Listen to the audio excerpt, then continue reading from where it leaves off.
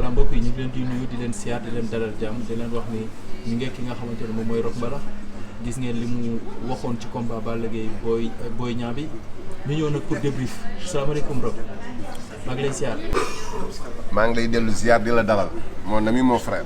combat bi jeex na nga waxoon ni combat bi nga joxoon ki nga xamante ne moom mooy Boy Niang 70% ci làmb ji la moo taxoon. waaw xam sport rek parce que toujours damay focaliser wu si ci sport dafa am logique sport dafa am ay loi wam yaa may dégg te man dama tarbiye sport donc du ma ko trahir mooy que du ma ci wax loo xamante ne amu ci parce que tamit bëgg lu neex nit ki wala ngay bañ ku la xas wala ku la wax yenn yi ba tax nga wax loo xamante ne sport moomu ko wala nekkul ci sport donc moi je ne suis pas de ce genre boo gisee ma joxoon Boy Niang 70% parce que loolu la sport wane loolu la sport joxe parce que boo leen xoolee ñoom ñaar da ngay xam ni kii moo gën a présent yaa ngi dégg boo leen xoolee ñoom ñaar aussi boo xoolee seen trajectoire nga xool seen i performance nga xam ne Boy Niang moo gën a performant donc ci argument yooyu laa jël moo tax ma jox Boy Niang 70%. Balla Gaye nekk mag may chance Boy Niang mais arbitre sifflé Balla Gaye mel ni moom mooy jël revanche ñàkk jox cër Boy Niang la wala yàkkamti la wala naturam la lan moo tax Balla Gaye jékki-jékki jëli Boy Niang te Boy Niang soxla. non au contraire dafa jox cër Boy Niang. ndax la waaw moo tax mu jël xam nga cër bi mooy lan parce que tey man du ma conseiller Balla mukk mu taxaw di xeex ak Boy Niang. lu tax. non parce que Boy Niang moo gën a présent moo dàq xeex bokkuñu sax ni ñuy xeexee. comprendre nga booy bi mënoo xàmmee loxo gauche am ak loxo droite am comprendre nga ma pied droit la ba pare di xeexee garde gauche pied droit la ba pare fausse garde la comprendre nga donc kon boog mënoo xam ban loxo moo lay dóor ci moom. Balla Gaye ñu gis ni mu jël tànk Boy Niang mais mu yàgg fa loolu lan moo ko waral. waaw mooy automatisme bi waaw réflexe yi déggoo li ma la wax keroog ci sama vidéo bu njëkk bi dama ne la c'est très rare nga gis mbër moo xamante ne boo koy compter benn ngay wax wala ñaar mbër moo xamante ne dem na ba fin carrière di bëri di daan loolu yombul ba pare mën bëre mën nga ko judduwaale mais doo ko màggaale mais sur 100 mbër ñaar ñoo ko ciy réussir nekk xale mën bëre nekk mag mën bëre. lan mooy nekk xale mën bëre nekk mag mën bëre. waaw parce que da ngay gis mbër nekk ci yoonam. waaw débuté ñu naan ak mën a bëre. mu dem ba ci biir ñu naan non nangam kërëb mënatul bëre parce que réflexe yi mu amoon day deñ. waaw Balla Gaye damay taxaw tuuti ci moom. damaa gis ni mu débuté carrière am noonu la bëgg a jeexalee carrière am maanaam moom dafa dem ba ñëpp xam li muy bëre c'est-à-dire arbitre day siffler mu ñëw. gis Moustapha Gueye ay jamono ne j'attaque je cogne et je gagne loolu la régné bi mu demee ba dooleem commencé wàññeeku mu ne j'attends maanaam damay taxaw xaar la nga ñëw ma koñe la gañe la c'est-à-dire expérience boobu noonu nga xamante ne da ngay def ba benn moment xam ne yow li fi nekkoon nekkatu fi mais nga utiliser sa expérience bi nga ko doon wax déjà ñu gis ko ci Cristiano Ronaldo ni mu doon footballé Angleterre ni mu doon footballé Real du benn maanaam nga dem ba benn moment sentir ni man damaa war a réinventer wu mais Balla Gaye ne veut pas se réinventer. mais mooy li ma la wax léegi tey ku nekk ak sa carrière mënul bokk ak Moustapha Gueye fin de carrière. ndax lan mënul bokk ak man fin de carrière. lan moo tax. waaw parce que nit ñi ñoo bokkul. expérience yi bokkul don yi bokkul comprendre ma.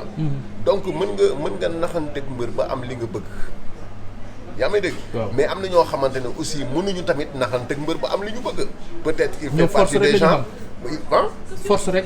mi ngoog loolu la xam di ko def yaa may dégg donc pour mu taxaw xaar mënu ko def parce que day bëgg a jeexal combat bi rapidement mais bu fekkee da nga fa fekk koo xamante ne il est plus rapide que toi yaa may dégg daal di offensif mën a am défensif mais kooku boo ñëwee yaay mujjee daanu. donc Balla Gaye fu mu toll nii lan nga ko gisal yow lan mooy avenir u Balla Gaye. non avenir am mooy sérieusement parce que tamit un champion bu fekkee li ñuy tuddee champion. waaw parce que damay dégg sax si yeneen i mbër naan un champion mooy koo xam day nekk ci tolof fexe nu mu génnee ci tolof yi. waaw donc un champion sax du gaaw a nekk ci tolof. un champion toujours da ngay dégg ñu naan le king c'est le roi bu amee benn défaite sax dañ naan c'est exceptionnel. ok yaa may dégg mais champion boo xamante ne toujours da ngay daanu loolu du champion. ok yaa may dégg toujours daanu yomb na parce que ay yaawu jaal ñu ngi dañuy daanu toujours ak ñeneen ay ñoom ñu wulleeg ñu demee nag ñu ngi mais da nga bu yàggee da ngay mel ni ñoom aussi parce que mënoo di ne champion nga ba pare chaque jour nga daanu. ok lan moo tax Balla Gaye fu mu toll nii li des ci carrière am peut-être nit ñi ragalal ko nit ñi ñenn ñi naan na bàyyi ñenn ñi naan dafa war a bàyyi fansam yi ndeysaan gis nga leen ñu am lu leen metti lool ñenn ñi di ko critiquer ñenn ñi naan na bàyyi ñenn ñi ne non na defaru mën na ñëwaat parce que xale la il n'a pas encore 40 ans mais est-ce que à ton avis ak sa expérience bi nga am Balla Gaye mën na ñëwaat wala Balla Gaye li ko gars yi di conseiller moo gën ci moom mooy mu bàyyi yow lan nga gis. waaw mais mën na ñëwaat. ñëwaat ci ñan. ñëwaat ci ñan. si ñan. waaw. loolu doy na waar de Eumeu Sène. non Eumeu Sène actuellement baaxul ci Balla. lan moo tax. non parce que déjà bëri nañ ñaari yoon Eumeu Sène daan ko. comprendre nga. Eumeu Sène bête noire am la ba pare Eumeu Sène bokk na dama lay wax gis nga seen génération boobu. oui micro. seen génération boobu. waaw donc mën naa wax ne c'est le seul Eumeu Sène moo ci am hygiène c'est-à-dire hygiène xam nga hygiène mooy lan. mooy peut-être il a un bon entraîneur donc ay récupération ak ay entraînement du ko sàggane donc mu ngi koy teg ci yoon yaa may dégg tey am na énergie boo xamante ne mën na affronter même jeunes yi nga xamante ne ñooy doogu jóg. comprends nga tey mën na bëri ci groupe boobu tuuti. groupe bi ñoom Boy Niang ñoom it Ama Baldé ñoom it Diène Kaïré ak yooyu mën na ci groupe boobu mën na ci bëri tuuti mais ñi si des ñëpp yaa may dégg ñi si des ñëpp boo bëggee dégg dëgg mais jeexal nañu sérieusement jeexal nañu donc il faut Gaston bi nga xamante ne tey moom la ñuy wax le promoteur du peuple. yaa may dégg il faut que mu changer sélection bi yaa may dégg xam nga il faut mu yóbbu ñooñu retraite booy yi war a bëri ñoom rek bi ngi fii Ama Baldé ngi fi Boy Niang ngi fi Diène Kaïré ngi fi ainsi de suite. tey boo xoolee combat Lac de Guiers bu mujj bi ak Eumeu Sène mais da ngay gis ne keroog amateurs yi kontaan nañu. dëgg la keroog Balla bi muy bëre Gris mais da ngay gis ne dafa mel ni ñaari ganaar yu newoon ci xam nga. donc c'est-à-dire niveau bi moo fa nekkatul niveau yi nekkatu fa.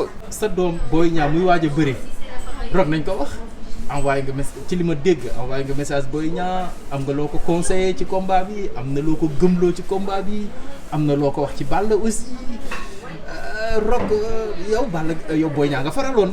waaw mais yow kan moo la wax loolu saa waay yow jàmbaar kan moo la wax loolu for naa ko de dégg naa envoyé nga ko message. tontu na yow am nga ay sources yu wóor. xam naa dara Boy Niang fu mu toll nii moo ëpp papa ci làmb ji. non boo gisoon moo jox Balla Boy Niang 70%. parce que xamoon naa ne. mais 70% bari woon na quand même. mais parce que mooy. victoire kenn d'accord ci woon ak yow. non man gis naa gars yi naan 50% ak. 55% ak yooyu. yaa may dégg tey bu ma amuloon lu may seet sax damay jox Boy Niang 100%.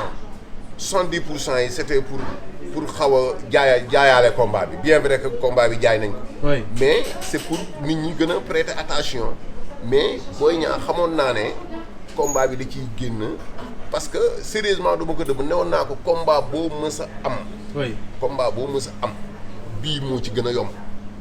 oui barke yonent bi wax naa ko. vocal yi de loolu la ci nekk. waaw barke yonent bi dama ne ko combat boo mës a am bii moo ci gën a yomb te effectivement ça se passait comme ça. lan moo tax da nga xam ne Balla Gaye day ñëw te Boy Niang dafa fort ci ku koy song. non Boy Niang moom fort na ci côté yëpp mu song si la ak nga koy song yu yëpp fort na ci donc xamoon naa ne day daan.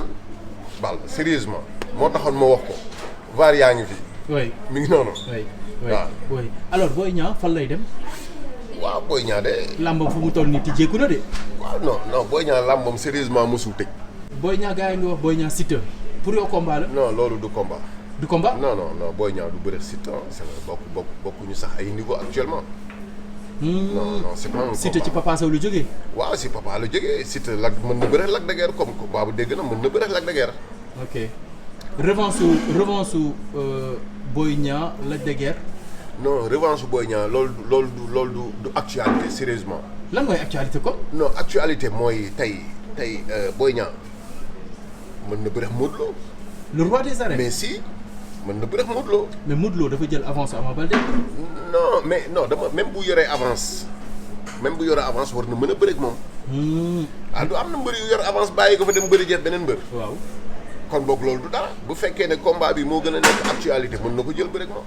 Boy Niang am na loo koy ragal lool nag ci Modou Lo mi nga xamante ne ay ñaata kaw la fi def day dóore ñuy daanu yu kenn xamul. jàmbaar nee naa la xale ak mag bokkul chaque jour moo wax la ko. mais Modou Lo ñii ñoo maase. bàyyi leen yooyu gars yi man dégg naa des fois mbëri naan pourtant li ma leen magee bariwul de wala ñetti at laa leen magee ñaari at ak nangam nañu bàyyi yooyu. xale ak mag bokkul.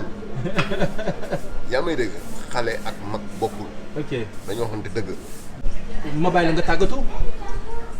waaw jàmbaar waa ñi ngi sant yàlla di julli si yonent bi waaw di gërëm waajur yi bu baax a baax a baax a baax xam nga di lancer benn appel.